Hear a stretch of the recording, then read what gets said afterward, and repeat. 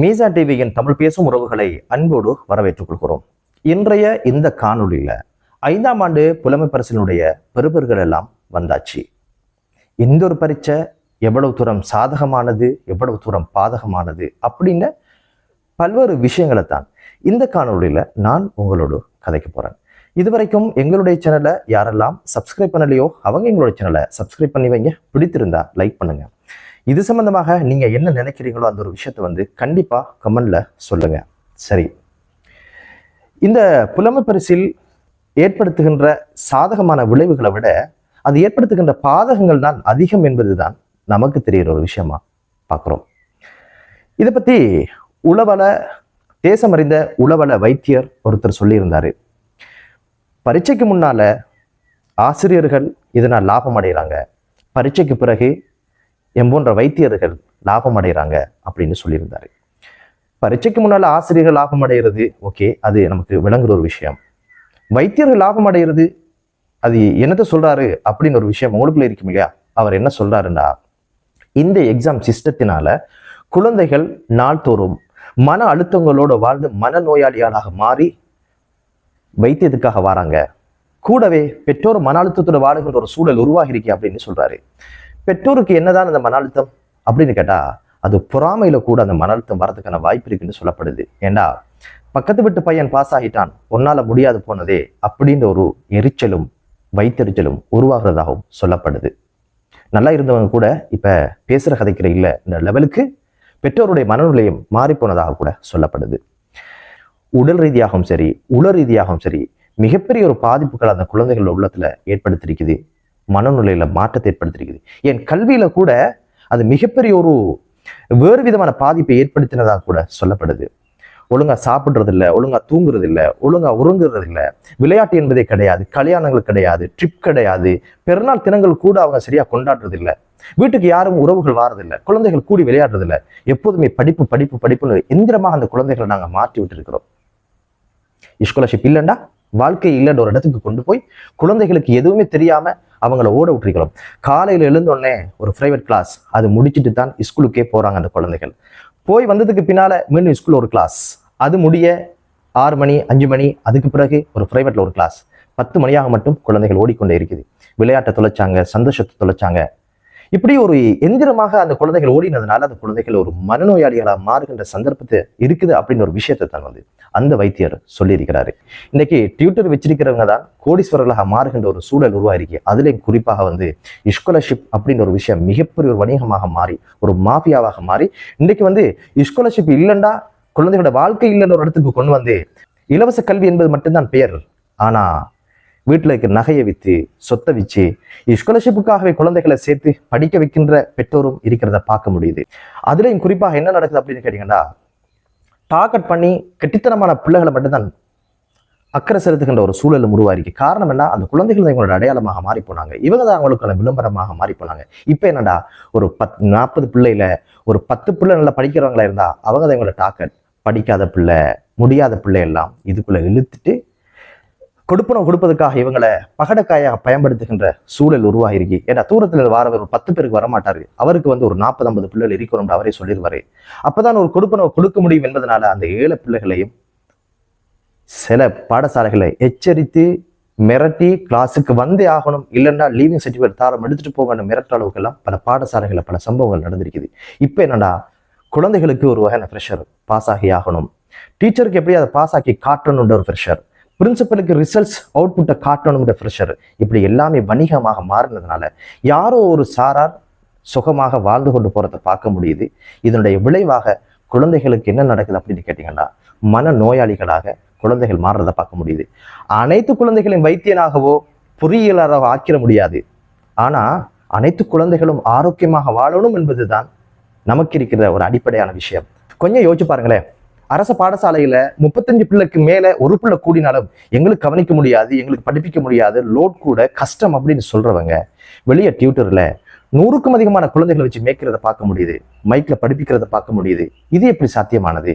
என்ன காரணம் அப்படின்னு கேட்டீங்கன்னா, அது ஒரு வணிகம், அவ்வளவுதான். இந்த விஷயம் கிளாஸோட முடிஞ்சா அப்படின்னு கேட்டீங்கன்னா இல்லையே, ரிசல்ட்ஸ் வந்ததுக்கு பின்னால மிகப்பெரிய ஒரு அட்டகாசம், அதில் யாரெல்லாம் பாஸ் ஆனாங்களோ அவங்கள வாழ்த்துறது, அவங்கள தூக்கி பிடிக்கிறது, அவங்களுக்குலாம் விழாக்கள் எடுக்கிறது. ஆனால் இங்கே 1 மார்க்ஸால் 2 மார்க்ஸால் தட்டிப்பட்டவன் மிகப்பெரிய வழியில இருப்பான். இயலாமல், ஓட முடியாமல், போட்டியில் கலந்து கொள்ள முடியாமல் தோத்து போன குழந்தைகள் இருக்கும். இந்த குழந்தைகளோட மனநிலையை எந்த ஒரு நிர்வாகமும் எந்த ஒரு ஆசிரியர்களும் கண்டுக்கிறதே இல்லை. காரணம் என்னன்னா, இந்த 10 பிள்ளை, இந்த 5 பிள்ளை தான் தமது அடையாளம், தமது குழந்தைகள் நினைக்கிறோம். எந்த டீச்சராவது, எந்த பள்ளி நிர்வாகமாவது இதுல 40 பிள்ளைகளை 5 பேர் பாஸ் ஆகியிருக்கிறாங்க, மிச்சம் 35 குழந்தைகளும் அவனோட வாழ்க்கை என்ன ஆகுறது என்பதை பத்தி யாருமே கணக்கில் எடுக்கிறது இல்லை. இது ஒரு அபாயகரமான ஒரு நிலைமை. இன்னைக்கு ஒரு சாதாரண கிஃப்ட் கொடுக்கறது எந்த பிரச்சனையும் இல்லை, ஒரு சந்தோஷமான விஷயம், அதுல மாற்றுக்கிறது இல்லை. ஆனா நகை கொடுக்குற அளவுக்கும், பவுன் கொடுக்குற அளவுக்கும், பாரிய அளவு கிஃப்ட் கொடுக்கறது ஒரு கலாச்சாரமாக சில பகுதிகளில் மாறி வரதை பார்க்க முடியுது. அதை கொஞ்சம் கேட்டு பாருங்களேன். அந்த ஒரு பெண் என்னத்தை பேசுறா, என்னத்தை வசூலிக்கா அப்படின்னு சொல்லி அதை கொஞ்சம் கேட்டு பாருங்களேன். ரொம்ப மனவருத்தமான விஷயமாக அதை பார்க்க முடியுது. அஸ்ஸலாமு அலைக்கும்மா. என்னென்னு சொன்னால், நான் ஆல்ரெடி மெசேஜ் ஒன்று போட்டிருந்தேன், வாய்ஸ் ஒன்று டீச்சருக்கு என்ன சரி கிஃப்ட் ஒன்று கொடுக்குறேன் இந்த மாதிரி. ஆனால் அதில் வந்து நிறைய பேர் வந்து அன்றைக்கி ப்ரைவேட்டாக கால் எடுத்தீங்க. அதில் ஒரே ஒரு ஆள் 5000 தாரன மாதிரியும், 2 பேர் 3000 என்ன மாதிரியும், ஒரு 4 பேர்கிட்ட 2000 என்ன மாதிரியும், மற்ற 60 பேர் கிட்டத்தட்ட அதில் ஒரு 4-5 பேர் 500, அதில் ஒரு 2 பேர் 1000 என்ன மாதிரி சொன்னீங்க. மிச்சாக்கள் உண்ட விதமான ரிப்ளை இது வரைக்கும் எனக்கு இன்னும் தரல. நான் இப்போ எனக்கு ஒரு ஐடியா, நான் போன முறை அந்த போன வயசுலேருந்து சொன்னேன், நான் ட்ரிங் இல்லாட்டி ஒரு செயின் போடுவோமா அந்த மாதிரி கேட்டேன். ஒரு 7-8 பேர் தானே அதில் ஓமன் மாதிரி சொன்னீங்க. குறைஞ்சது ஒரு ஆளுக்கு ஒரு 3000 அப்படின்ற மாதிரி போடுவோமா, 3000 அந்த மாதிரி போட்டு டீச்சருக்கு ஒரு கை செயின் ஒன்று பண்ணி கொடுப்போமா. என்னென்னு சொன்னால், நம்மளோட பக்கத்து கிளாஸில் எக்ஸாம் முடிய அந்த பிள்ளைகளெல்லாம் சேர்ந்து ஆளுக்கு 3000 காசு போட்டு கை செயின் ஒன்று பண்ணி கொடுக்குற இந்த மாதிரி.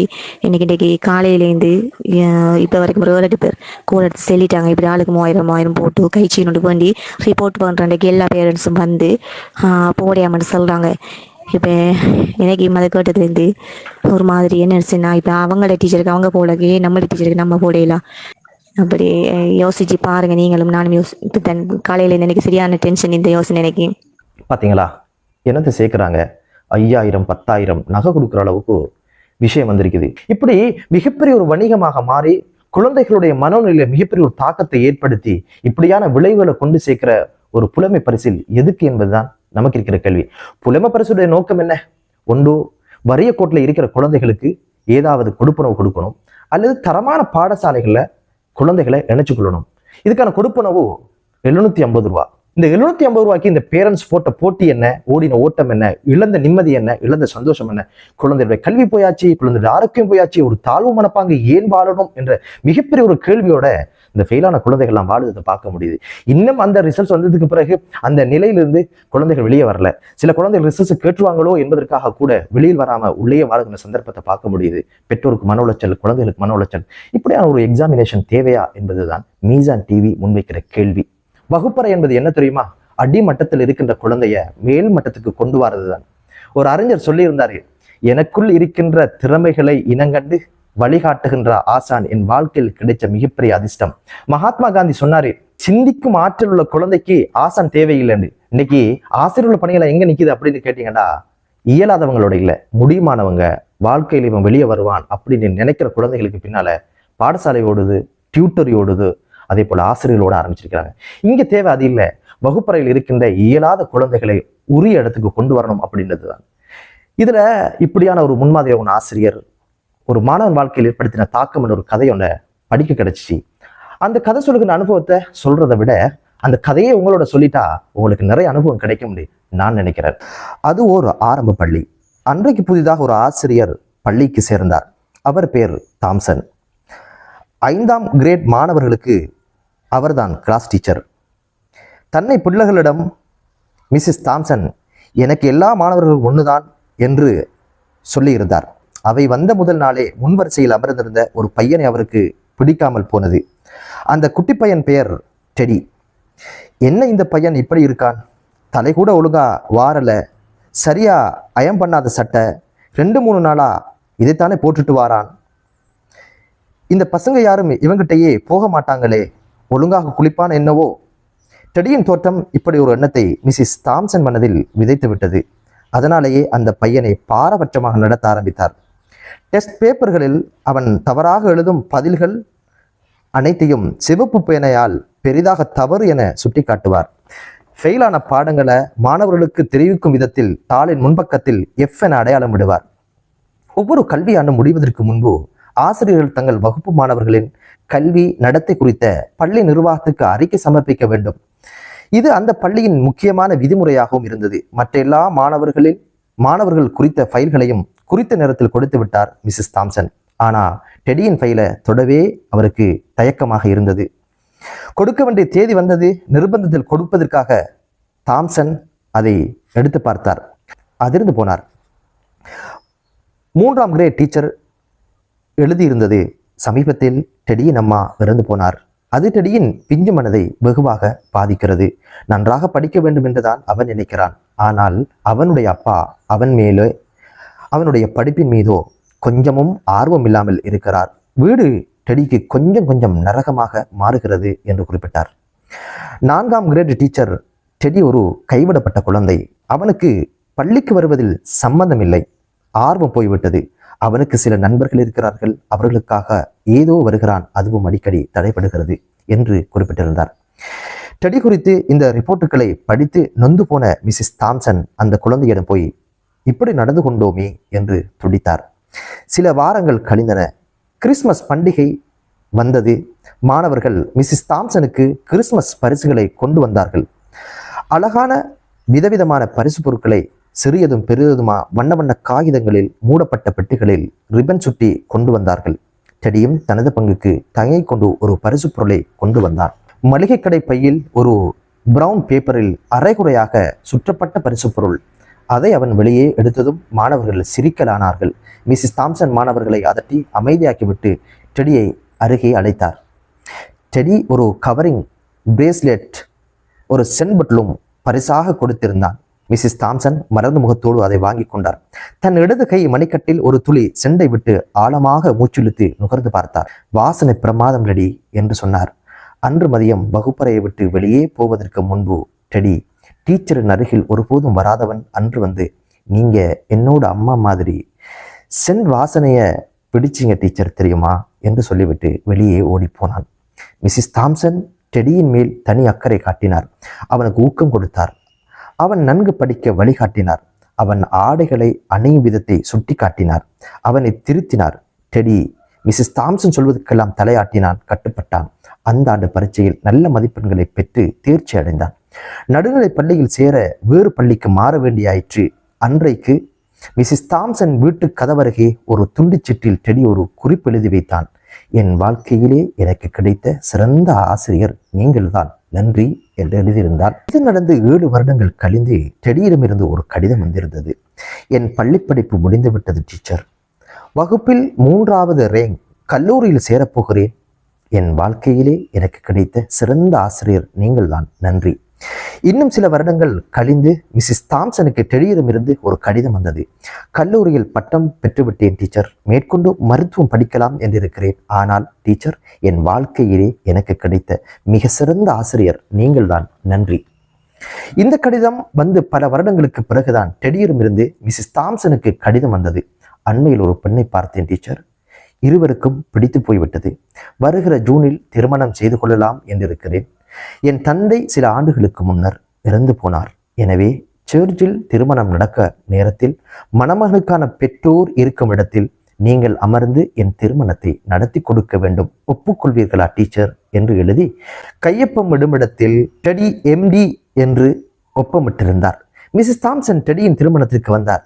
அவருடைய வலது கையில் கற்கள் விழுந்து போன அந்த பழைய பிரேஸ்லெட் இருந்தது. இதை கண்ட டெடி முன்னே ஓடி வந்து கட்டி அணைத்து, நீங்கள் என் வாழ்க்கையில் ஒளியேற்றிய ஆசிரியை, என் பெற்றோருக்கு நிகராக இருக்க வேண்டும் என்று ஆறத் தழுவினான். கண்களில் கண்ணீர் வடிய சொன்னார். எனக்கு முக்கியத்துவம் கொடுத்ததற்கும் என் வாழ்வில் ஒரு பெரிய மாற்றம் ஏற்பட காரணமாக இருந்ததற்கும் நன்றி மிஸ்ஸஸ் தாம்சன். மிஸ்ஸஸ் தாம்சன் கண்களில் கண்ணீர் வர, இல்லை ரெடி, நான் தான் உனக்கு நன்றி சொல்ல வேண்டும். நீ எனக்கு கற்றுக் கொடுத்தாய். நீ கற்றுக் கொடுத்ததால் தான் என்னால் மாற முடிந்தது என்று கூறினார். பாருங்க, இந்த கதை சொல்ற பாடம் ஏராளம். ஒரு ஆசிரியரால் முடியும். எதுவுமே இயலாத ஒரு குழந்தைய சாதிக்கக்கூடியவனாக மாற்ற முடியும்.